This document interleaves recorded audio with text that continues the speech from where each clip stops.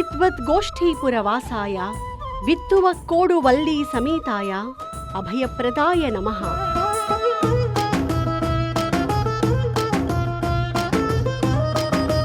విత్తువక్కోడు అభయప్రదుడు ఉయ్యవంద పెరుమాళ్ అంటే బాగు చెయ్యడానికి వచ్చినవాడు అని పేరుగల స్వామి పద్మాసనిగా విత్తువక్కోడు వల్లి అమ్మవారితో రత్నకాంచన విమానంలో దర్శనమిచ్చే దివ్యదేశం విత్తువక్కోడు.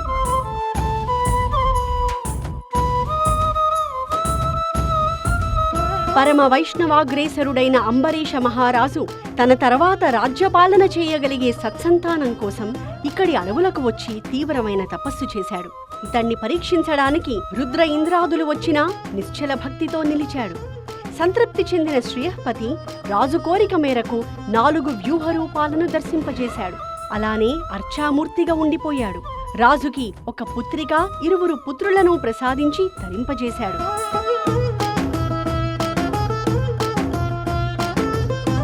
దుర్వాసుడనే ఋషి అంబరీషుణ్ణి బాగా పరీక్షించి నిగ్గు తేల్చిన మహనీయుడు.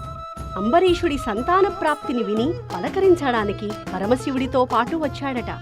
శివునికి ఈ క్షేత్ర సౌందర్యం నచ్చి ఇక్కడే క్షేత్రపాలకుడై ఉండిపోయాడట.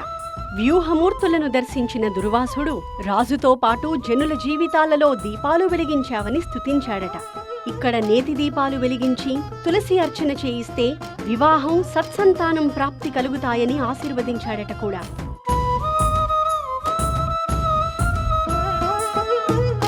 పాండవులు పునరుద్ధరించిన ఈ స్వామి వద్ద దీపాలు వెలిగిద్దాం, జీవితాన్ని కాంతివంతం చేసుకుందాం.